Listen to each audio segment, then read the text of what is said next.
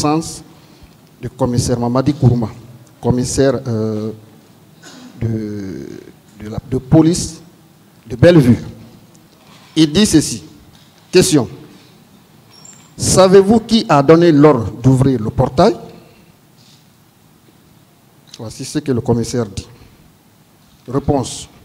Nous avons entendu crier Tchegoro, Tchegoro, et au même moment, le portail a été ouvert.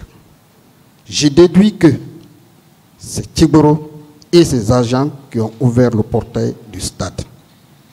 C'est eux qui avaient la charge, qui avaient en charge la sécurité du portail et de l'enceinte du stade. Est-ce que ces déclarations d'un commissaire de police ne confortent pas ce que vous avez dit? Affirmatif. Très bien. On vient à l'attaque du commissariat de Bellevue. La défense, hier, disait que ce sont des citoyens. Vous avez appelé pour venir suivre le meeting qui ont attaqué ce commissariat. Bien. Et à ce niveau, la défense a fait allusion au rapport de la commission d'enquête internationale. N'est-ce pas? Ça vous a été lu ici. Bien. Vous savez, lorsqu'on vous a lu ce rapport, on a voulu vous piéger. Est-ce que vous comprenez cela? Est-ce que vous avez compris que c'était un piège? Continuez. Bien. Lorsque nous prenons ce rapport à la page 32, ces expressions sont utilisées sous le titre Grand 2, la réaction du gouvernement face aux événements. Est-ce que vous comprenez ça? Oui. Donc, c'est le gouvernement, ce sont les autorités qui ont affirmé cela. On est d'accord? Si vous aviez ce document, vous auriez lu. Et tous que nous sommes ici, qui avons ce document, on peut le lire. Eh bien, il vous a encore été dit ici hier que cette commission a interrogé 2 civils, 2 personnes. C'est consigné effectivement dans le procès verbal. Mais d'accord, dans le rapport, je vais dire. Oui. C'est toujours sous le même titre. Ce sont les déclarations du gouvernement, des autorités, dans le but de vous imputer donc la responsabilité. Vous avez compris maintenant que c'était un piège? Mais, il y a des réactions. La commission a eu à réagir un peu plus devant.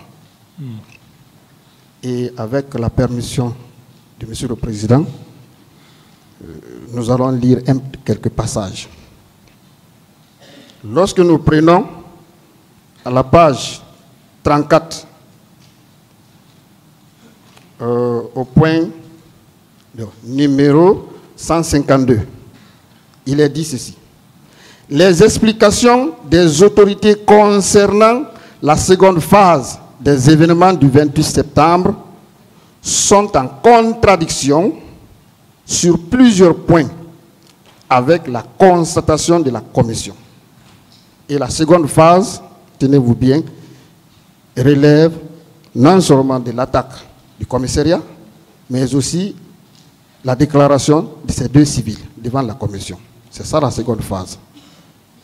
Bien, donc déjà, pour conclure sur la seconde phase, vous constatez ici que la commission a déjà essayé de ressortir les contradictions. La commission même n'est pas d'accord avec les déclarations qui ont été faites par les autorités. Et avant de continuer,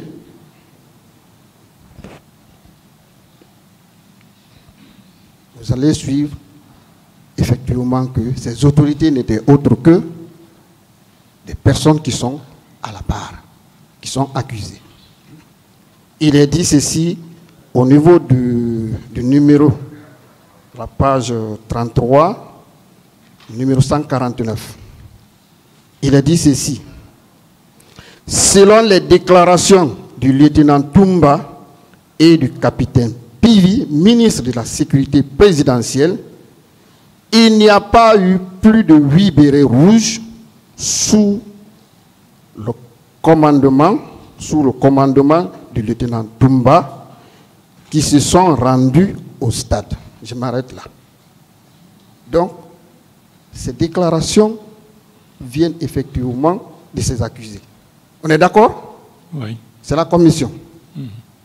Bien. Maintenant, sur la contradiction. Bien. Nous allons certainement terminer à partir de là. Voici ce que dit, donc au point 53, nous sommes un peu plus en bas. Au bas donc de ce point 152, pardon. La commission dit ceci. Tous les témoignages des victimes concordent pour dire que la mission des 10 bérets rouges n'était pas de sauver les leaders. Loin s'en faut, puisqu'ils se sont pris violemment à ceci. Ainsi qu'aux manifestants. Maintenant, il y a un point très important ici. L'explication d'une partie des autorités qui consiste à dire que les bérets rouges vus au stade seraient en fait des civils déguisés en militaires ne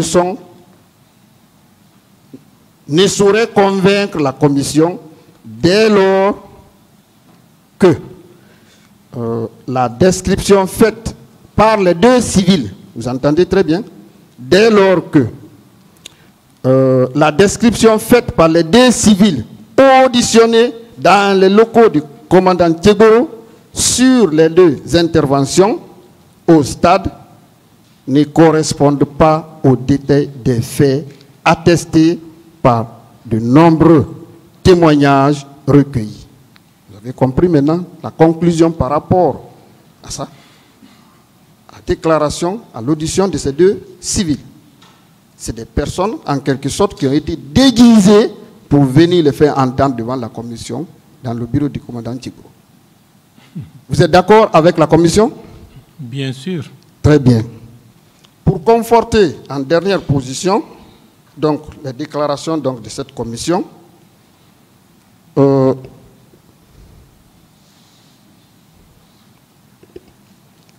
allons lire avec la permission toujours du tribunal, alors la question qui a été posée et la réponse donnée par monsieur le commissaire Mamadi Kourma. Il dit ceci. Question. Avez-vous identifié ceux qui ont attaqué le commissariat? C'était lui qui était le commissaire de ce même commissariat. D'accord? Il répond. Selon les informations, c'est des gens planifiés par l'autorité de la présidence et habillés en civil qui ont attaqué le commissariat. Leur taille moyenne variait entre 1,60 et 1,60 mètres, 70 mètres, tous en culotte et crâne rasé. Vous avez vu maintenant dans quel piège on vous attend, on a voulu vous envoyer en disant que ce sont vos civils, ceux-là que vous avez invités à venir suivre le meeting qui ont attaqué le commissariat. Oui.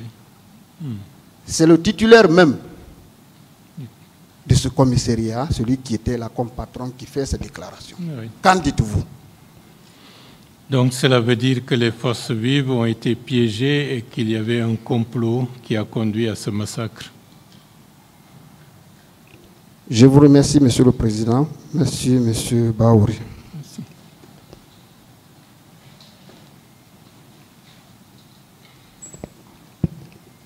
Merci, Monsieur le Président, honorable assesseur.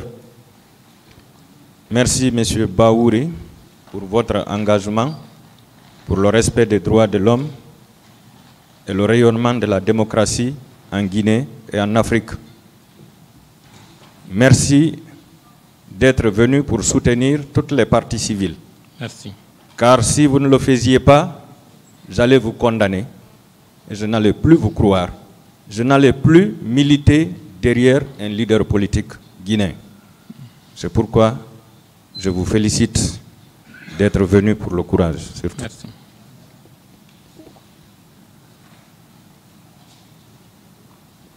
Monsieur Ba,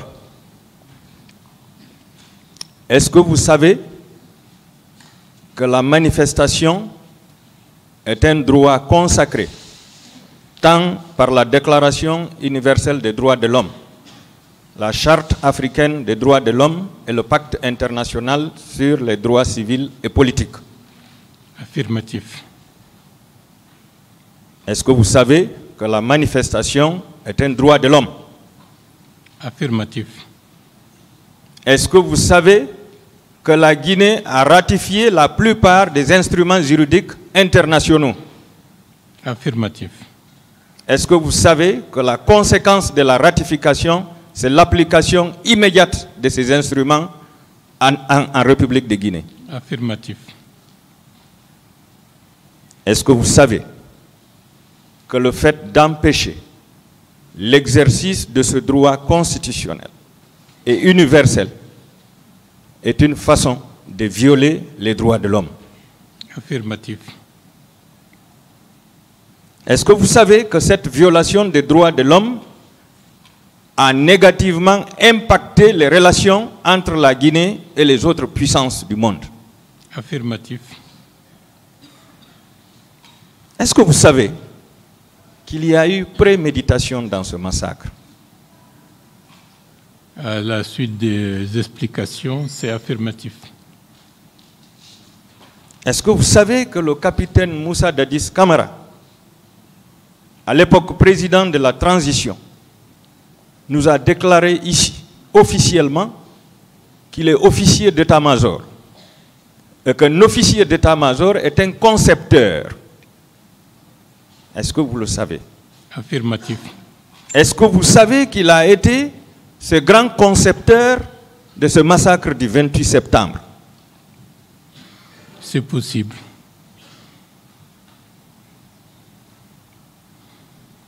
Est-ce que vous savez que par rapport à la préméditation, le capitaine Moussa Dadis Camara avait mis tous les moyens à sa disposition pour passer à l'acte?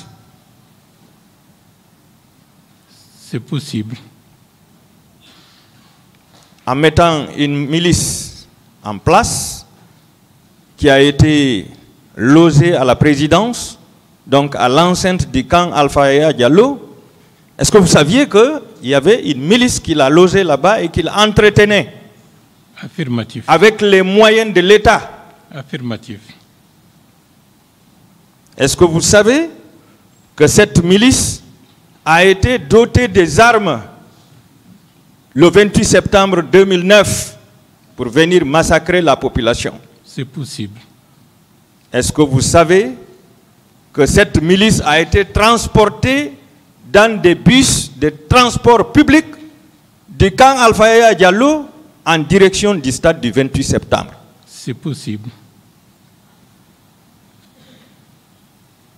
Est-ce que vous savez, M. Baouri, que c'est la garde présidentielle qui a été armée et détachée spécialement pour venir massacrer la population au stade du 28 septembre? C'est possible. Est-ce que vous savez que la hiérarchie militaire est restée inerte durant tout le massacre et les jours qui ont suivi? Affirmatif. Est-ce que vous savez que le gouvernement n'avait fait aucune déclaration de condamnation de ce massacre à l'époque? Affirmatif. Est-ce que vous savez que malgré tout ce massacre, les victimes ont été poursuivies, tant dans les hôpitaux que dans leur domicile? Affirmatif, et permettez-moi de préciser qu'à la suite de ce massacre le 28 septembre 2009, certains ministres ont déposé leur démission. Merci. Est-ce que vous savez que la poursuite de ces victimes dans les hôpitaux et dans leur domicile, c'était dans le but d'anéantir toutes les victimes, autrement dit de les achever pour ne pas qu'il y ait de victimes? C'est possible. Est-ce que vous savez que s'ils réussissaient à achever les victimes, que ce procès n'allait pas se tenir aujourd'hui? Parce qu'il n'y aurait pas eu de témoins. Est-ce que vous savez que certaines victimes ont été obligées de changer de domicile et d'autres ont été obligées de changer même de pays? Affirmatif. Pour survivre.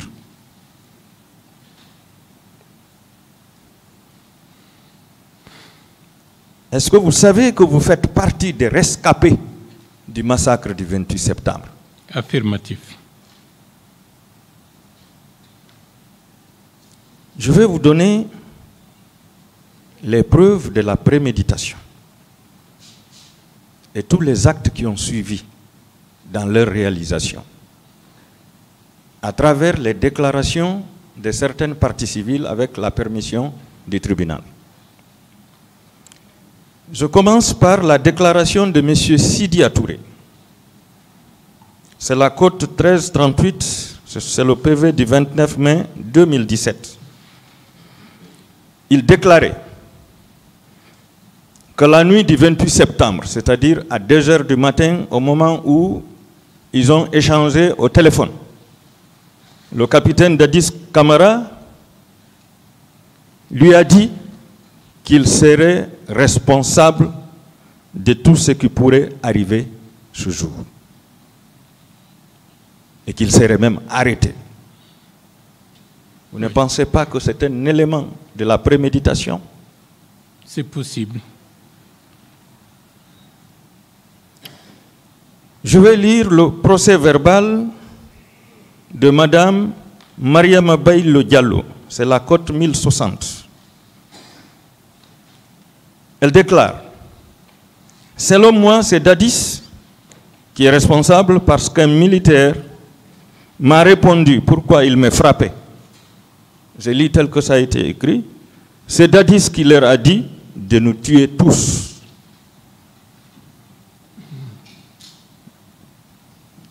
Je continue.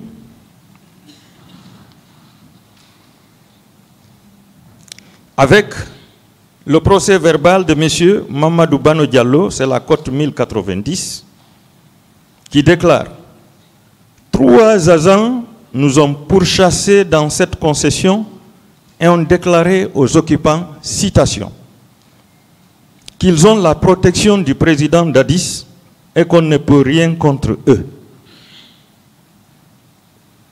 Il ajoute la présence de l'hélico et la disparition des corps. Est-ce que vous savez qu'un hélicoptère, c'est-à-dire un avion de guerre, avait survolé les alentours du stade ce jour?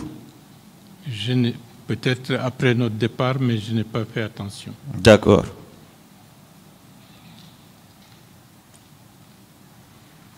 Je continue. Il y a M. Ba Amadouri, qui n'est pas vous, qui est une autre victime, qui s'est prononcé, c'est la cote 1242, sur la présence des bérets rouges à Marokana. Est-ce que vous avez entendu ici que le capitaine Dadis Camara et plusieurs bérets rouges étaient à Marokana, positionnés à Marokana? En suivant les audiences, on a appris ça. Vous avez appris ça. Dans le même ordre d'idées, monsieur,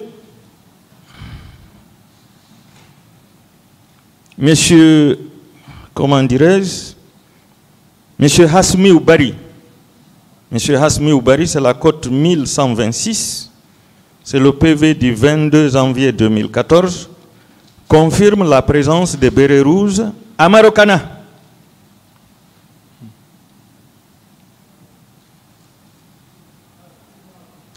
Je continue. Sur le ramassage des corps par les militaires, Madame Mouminatou Diallo, c'est la cote 1072, déclare dans son PV du 17 septembre 2012 que des militaires ont ramassé les corps et les ont embarqués dans 3 camions à l'esplanade du stade du 28 septembre. Elle a également évoqué le survol des avions de guerre aux alentours du stade du 28 septembre. Monsieur Baouri, lorsque vous descendiez du gouvernement par ce coup d'État, aviez-vous laissé des ambulances dans les hôpitaux nationaux, communaux, régionaux, ainsi de suite? Est-ce qu'il y avait des ambulances dans les hôpitaux? C'est possible, mais je n'ai pas une idée précise du nombre, de la qualité. Mais a priori, il y avait quelques ambulances. Comment comprenez-vous que les militaires viennent commettre les crimes, ils massacrent la population, ils violent les femmes, et que ce soit eux-mêmes qui viennent dans leur camion ramasser les corps? Est-ce que ce n'était pas dans le but de faire disparaître les corps? C'est possible. Je continue.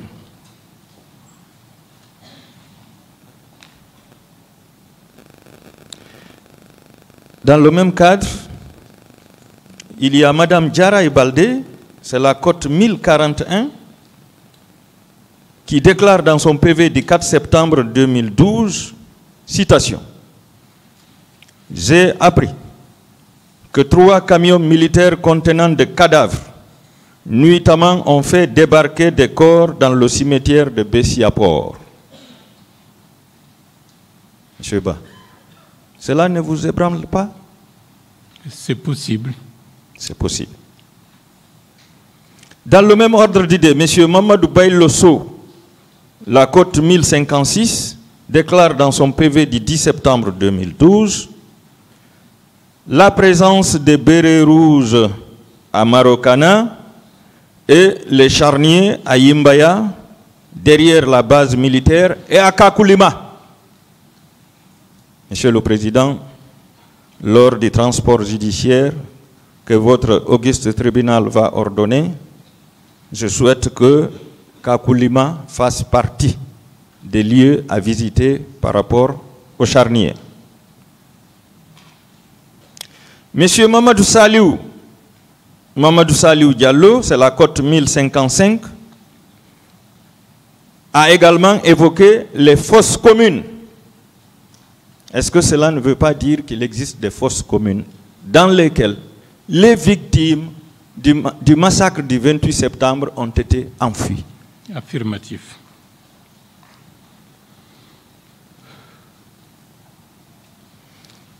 Monsieur Mamadou Bari, également c'est la cote 1185, confirme l'existence des fosses communes dans son PV du 13 février 2013. Est-ce que toutes ces victimes se sont concertées pour faire la même déclaration? Ce n'est pas possible. Est-ce que vous savez que toutes ces victimes n'ont pas été entendues le même jour? Oui. À travers les dates que j'ai citées ici. J'en viens. Monsieur Moussa Dadis Camara, venez à la barre, s'il vous plaît.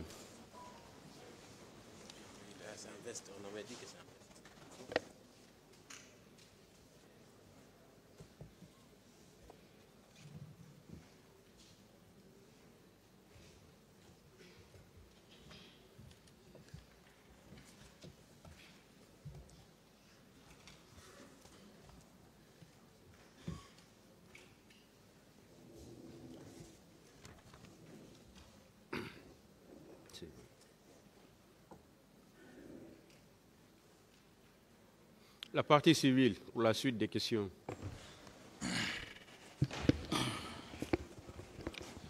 Je vous remercie, Monsieur le Président, honorable assesseur. Voilà, excusez-moi, je rappelle que on ne revient pas sur les questions qui avaient déjà été posées et répondues. Merci, Monsieur le Président. Mon capitaine Moussa Dadis Camara, bonjour. Bonjour, maître. Je rappelle que vous êtes un homme extrêmement chanceux. Merci, maître. Pour preuve, vous avez pris le pouvoir ici sans effusion de sang devant beaucoup d'officiers et sous-officiers guinéens. Merci, maître. La deuxième preuve encore, vous avez échappé à une tentative d'assassinat, selon vous. Oui, maître. La troisième preuve que vous avez la chance, vous avez toujours réclamé ce procès pour venir dire votre part de vérité. Oui, maître. Et aujourd'hui, vous êtes devant le peuple de Guinée et devant une juridiction guinéenne. Oui, maître. Donc ça a été une chance pour vous de n'être pas devant la Cour pénale internationale. Et c'est pourquoi, mon capitaine, je vous prie de dire la vérité au peuple de Guinée. Ma première question, je voudrais savoir, Monsieur le Président, si la Guinée avait enregistré des morts le 28 septembre 1958. Merci, maître, pour la question et vos compliments. Tout d'abord, avant de répondre à votre question, je dirais simplement, comme je l'ai dit, sans effusion de sang, tout ça, je dis que c'est la chance. Je vous remercie par rapport à ça. Et ensuite, par rapport à la CPI, je me dis que la CPI n'est pas au-dessus de la juridiction guinéenne. Pourquoi? Parce que la CPI, ce ne sont pas des monstres qui sont à la CPI, ce sont des professionnalistes comme la Cour. Merci pour ces compliments. Par rapport à votre question, le 28 septembre 1958, à ma connaissance, selon l'histoire, parce que je ne l'ai pas vécu, je ne peux pas affirmer d'emblée qu'il n'y a pas eu de mort. Je ne saurais vraiment répondre exactement avec certitude cette question. Merci, vous avez déjà répondu. Merci. Il n'y a pas eu de mort. Alors, pour quelle raison, selon vous, vous avez voulu consacrer la journée du 28 septembre 2009 en une journée de recueillement et de pardon? Merci, maître, pour la question. J'ai dit devant la Cour que chaque homme politique a une vision.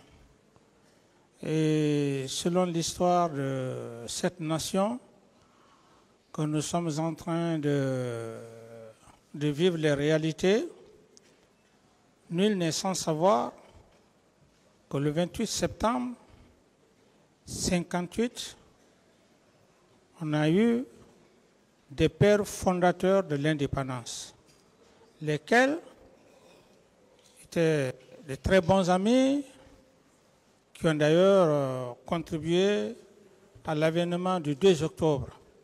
D'où par conséquent, j'avais ce grand souvenir lorsque je suis arrivé au pouvoir.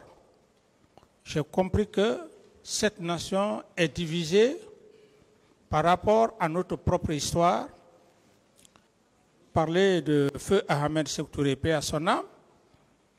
Il était avec des grands compagnons d'armes, des grands compagnons d'indépendance. Et ils ont tous contribué ensemble et qui, par l'histoire, les choses ne se sont pas passées comme telles. Nous sommes en train aujourd'hui de parler d'une nation. Pour moi, il était question, selon l'histoire, peut-être que d'autres n'allaient pas apprécier ou que ne vont pas apprécier. Je me suis dit qu'il ne sert à rien que cette génération, ou du moins les générations à venir, que chacun s'asseye dans son coin, essayer de parler de l'indépendance sans pour autant que les pères fondateurs que nous avons connus, feu Ahmed Sékou Touré, qui fut le premier président de la Guinée, avaient des compagnons, lesquels les feux Barry Diawandou, les Barry Troa, les Diallo Sefla, les Bama Marcel Mato, les Madame Lofo et tant d'autres. Alors, questions. pour moi... Merci. Merci pour la réponse. Pourquoi vous n'aviez pas fait passer un communiqué à la télévision nationale et à la radio nationale pour dire au peuple de Guinée que la journée du 28 septembre 2009 devrait être une journée de recueillement et de pardon? J'estime que l'acte déjà qui avait été pris,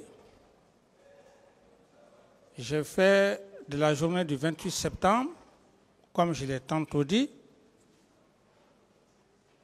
à mon retour de l'abbé, selon mon canevas, il était question, j'avais déjà planifié des témoins oculaires, des Il veut savoir pourquoi vous n'avez pas passé un communiqué. C'est sa question. Le communiqué, il y a eu un communiqué disant, à partir même du ministère de l'administration, que la journée du 28 septembre était une journée historique fériée, chômée.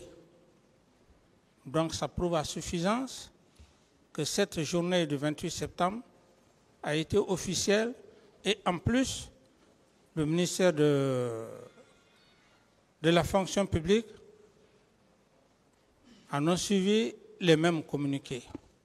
D'autres questions? Monsieur le Président, Oui. je vous rafraîchis un peu la mémoire puisque ça date de longtemps.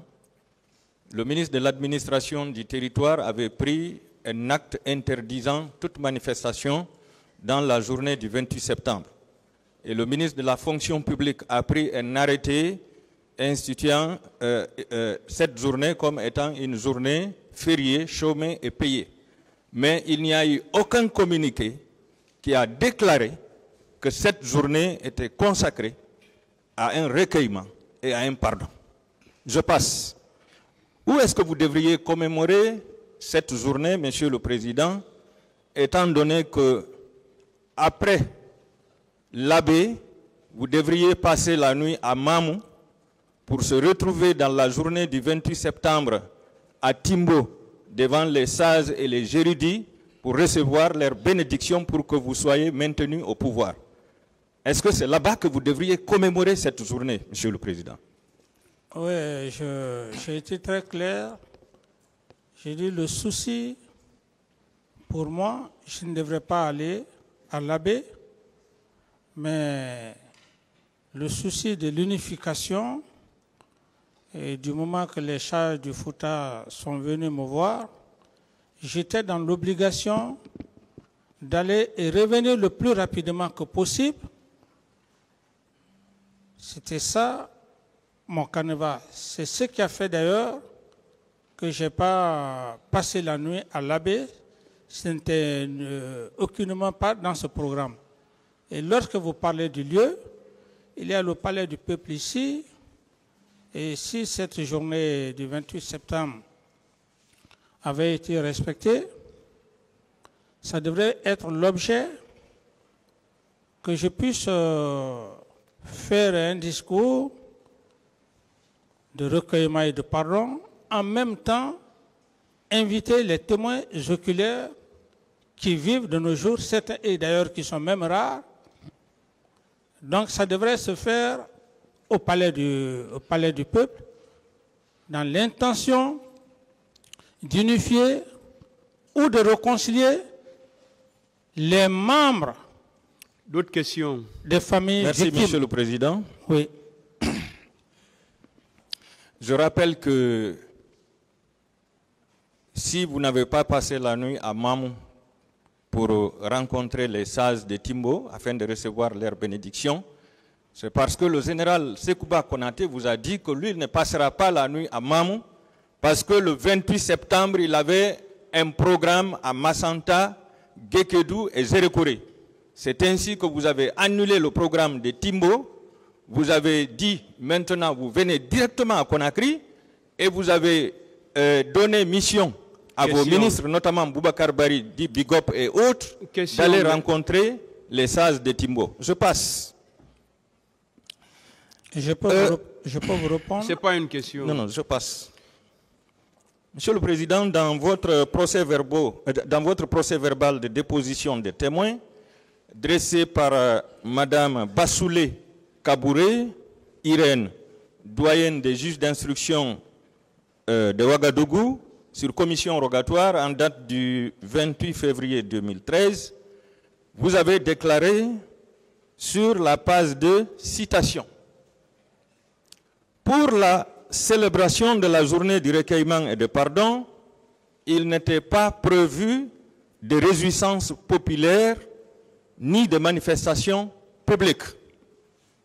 Alors, Monsieur le Président, pensez-vous que la campagne pour votre candidature à l'élection présidentielle faite par vos deux ministres, à savoir le général Sekouba Konaté et Papa Koli Kourouma, à Massanta, à Gekedou et à Zérekore, ne constitue pas des journées de réjouissance ou de manifestations publiques, Monsieur le Président?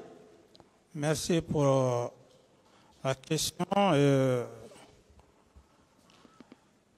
D'entame, je ne voudrais pas, je n'accepterai pas,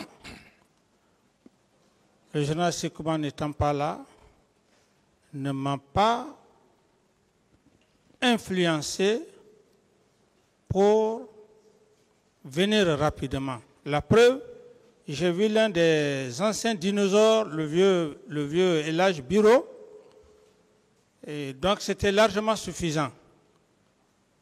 Par rapport à votre question, comme je l'ai dit, j'avais un programme. Il fallait rentrer à Conakry et dans la journée du 28 septembre, j'allais profiter de l'occasion pour faire passer mon message. Message auquel, comme je l'ai dit, comme j'avais d'ailleurs contacté des historiens et tant d'autres. Et donc, si à notre arrivée à Conakry, le journal Sekouba est parti à Massanta, comme vous le dites, j'en ai suffisamment parlé de cela. J'estime ne plus revenir sur cette question parce que je ne vais pas continuer à me répéter. Donc, contrairement à ce que vous dites, ça n'avait rien à voir avec le voyage du général Sekouba. S'il est parti à Massanta, c'était son canevas, comme je l'ai dit. Je ne vais plus m'étendre là-dessus, maître. Merci. Monsieur le Président, pourquoi vous aviez interdit aux forces vives de l'opposition de manifester pendant que vous-même vous étiez en pleine campagne? Non, maître, je n'ai jamais interdit les forces vives de manifester. Et nulle part, comme je l'ai dit, maître, nulle part, je n'ai fait de campagne. Ceux qui l'ont fait, ils l'ont fait pour des objectifs. Les objectifs auxquels j'ai passé, depuis le premier jour, je suis passé devant la cour, j'ai plus détaillé. Je n'ai jamais interdit aucune manifestation. D'autres questions? Merci. Je passe. Mais vous êtes en contradiction, Monsieur le Président. Vous avez dit ici que le ministre de l'administration du territoire et le ministre de la fonction publique étaient en délégation de pouvoir. Donc, si le ministre de l'administration du territoire interdit la manifestation, alors qu'il était en délégation de pouvoir, comment vous pouvez dire que vous n'avez jamais interdit la manifestation? Non, si vous C'est une contradiction. Non, ce n'est pas une... Peut-être que votre pensée, c'est une contradiction. J'ai été clair et je réitère, la journée du 28 septembre, c'était ma philosophie. La philosophie était de réunir toutes les familles de nos pères fondateurs d'indépendance. Et surtout d'ailleurs que, actuellement d'ailleurs, ça allait être une chance. La première dame a encore vie, ses promotionnaires sont là. Madame Esther encore elle vit. Et l'épouse de Dr Barry Alpha Oumar. Alors j'estime, et M. Portos, j'estime que, et les enfants ils sont là. C'était ça mon objectif maître. Dire que j'ai interdit, non. Et j'estime, même si je n'ai pas réussi à le faire, j'estime que d'autres le feront à travers cette idée. Parce qu'il ne sert à rien de parler de la Guinée. On ne peut pas vivre, on ne peut pas développer cette nation sans qu'il y ait le pardon. Et le pardon, c'est quoi? Il y a des sages.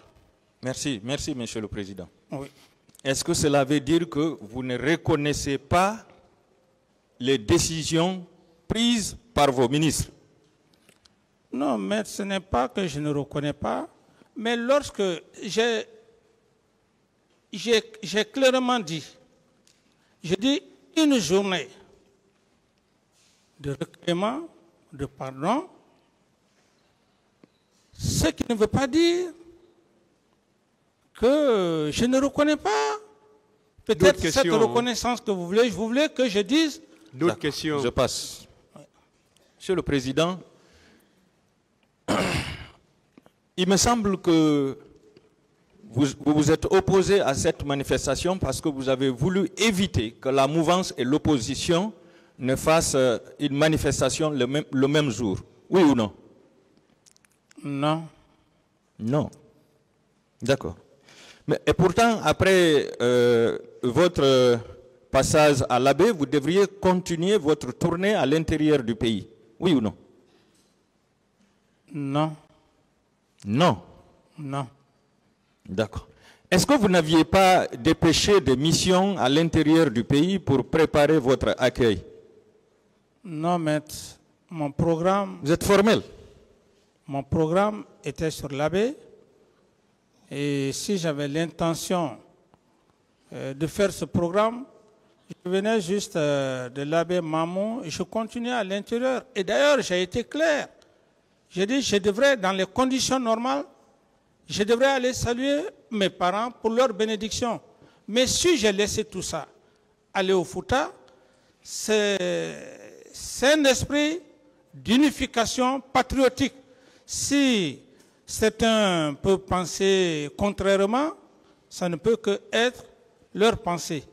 Mais à mon fort intérieur, j'estime que ce que j'ai voulu poser était vraiment sincère.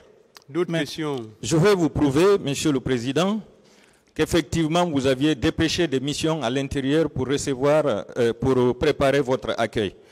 Je me réfère au procès verbal de déposition des témoins du 13 avril 2016 de monsieur, du commandant Tambakalas Tolno. Il déclare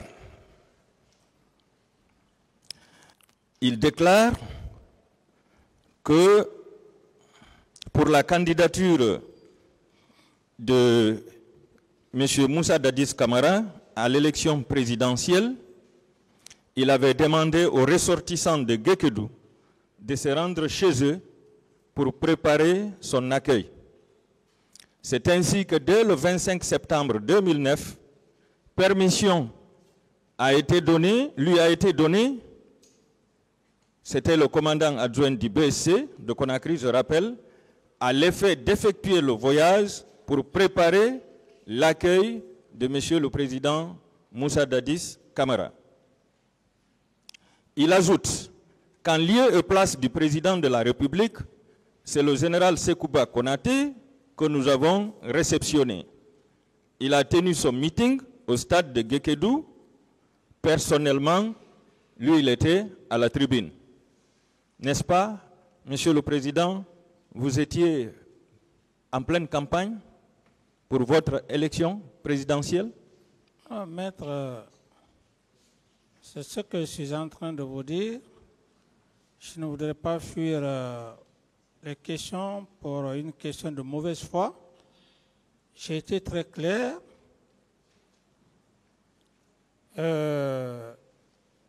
Monsieur Tamba Kalas, ce qu'il a dit, certainement, on lui a fait comprendre, mais depuis que j'étais aux affaires, pas un seul jour, je me suis vu avec M. Tamba Kalas, c'est un ancien à moi. Donc, alors si il a tenu cette déclaration, certes,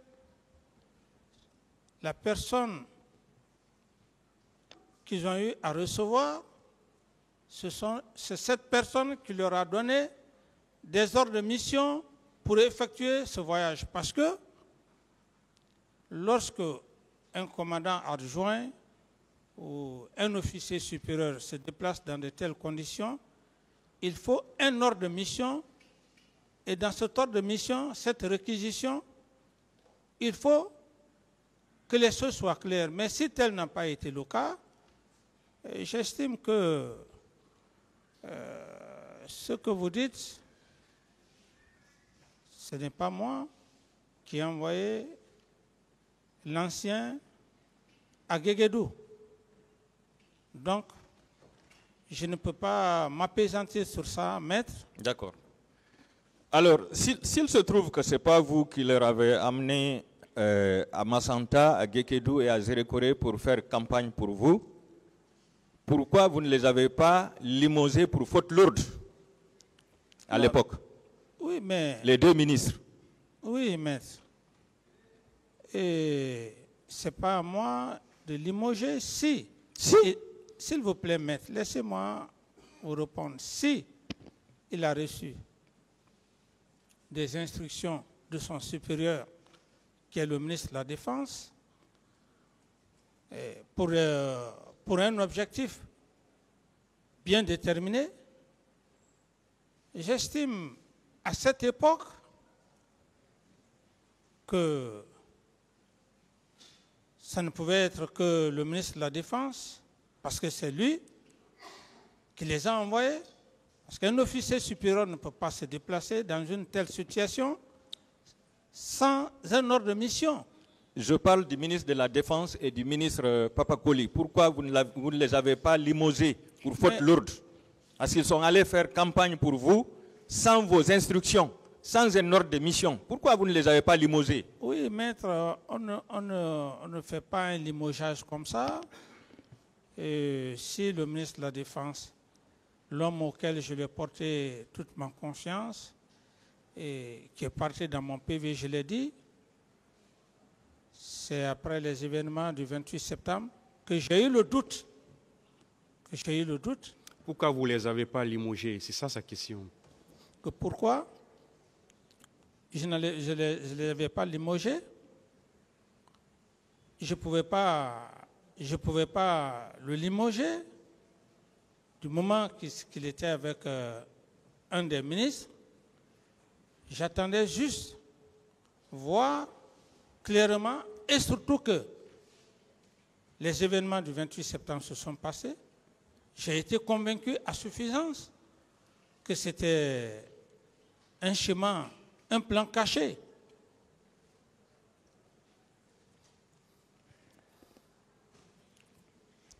Je passe. Venons-en au niveau du maintien d'ordre.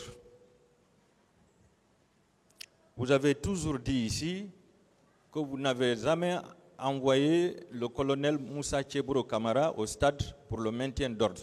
Vous le maintenez, non? Oui. D'accord. Alors, le colonel Moussa Keïta, ministre secrétaire permanent du CNDD à l'époque, dans son PV d'audition de témoin, en date du 11 mars 2015, page 6, avant-dernier paragraphe, a déclaré, citation, « Le président m'a dit qu'il a envoyé Tchéboro pour le maintien d'ordre. » Qu'en dites-vous? Ça n'engage que les affirmations. Je n'ai pas de commentaire à faire par rapport aux affirmations de... Est-ce que vous êtes prêt à une confrontation avec le colonel Moussa Keïta par rapport à ce point? Comme vous voulez, maître. C'est à la Cour de décider. Est-ce que vous êtes prêt? Je n'ai aucun avis là-dessus. Vous n'avez aucun avis. D'accord. Parlant des dispositions que vous devriez prendre pour empêcher ou arrêter le massacre au stade du 28 septembre, vous avez répondu à la doyenne des juges d'instruction que c'est lorsque les actes ont été commis que vous avez pris les dispositions. N'est-ce pas, vous avez fait le docteur après la mort, Monsieur le Président? Non, vous confondez, maître. Avant et après, j'ai été très clair. Avant, ce que j'ai dit, j'ai échangé avec M. Sidia et bien avant ça, il y avait eu des médiations entre les religieux et certaines personnes morales avant que je ne voyage. Après les événements, les faits crapuleux, et j'ai pris des décisions, j'ai pris des dispositions du moins. Lesquelles dispositions, j'en ai déjà parlé, maître. Vous confirmez que c'est vous qui l'avez dit? Confirmer quoi, maître? C'est que la doyenne, c'est que la doyenne a dressé dans le PV de déposition de témoins. Vous avez dit que c'est lorsque les actes ont été commis que vous avez pris des dispositions. Oui, mais ça c'est... C'est vrai, non? Oui, mais quand les actes ont été commis, les actes crapuleux ont été commis, je ne pouvais pas rester assis. Ça veut dire qu'au moment des actes, vous n'aviez pris aucune disposition. Au moment des actes, maître, comme je l'ai dit, il faut être Dieu pour savoir ce qui allait se passer. Il faut être Dieu pour le savoir. Non, votre chef d'opération vous a informé au moment où la manifestation se déroulait, au moment où le massacre se faisait. Quelles dispositions aviez-vous prises? Est-ce que si mon chef d'opération, comme vous l'aviez dit, quelle autre disposition devrais-je prendre du moment que il y avait la gendarmerie, la police, le maintien d'ordre, plus d'autres dispositions à prendre? Parce que c'est leur mission, c'est une mission régalienne. Je passe, Monsieur le Président. Est-ce que pour vous, la manifestation du 28 septembre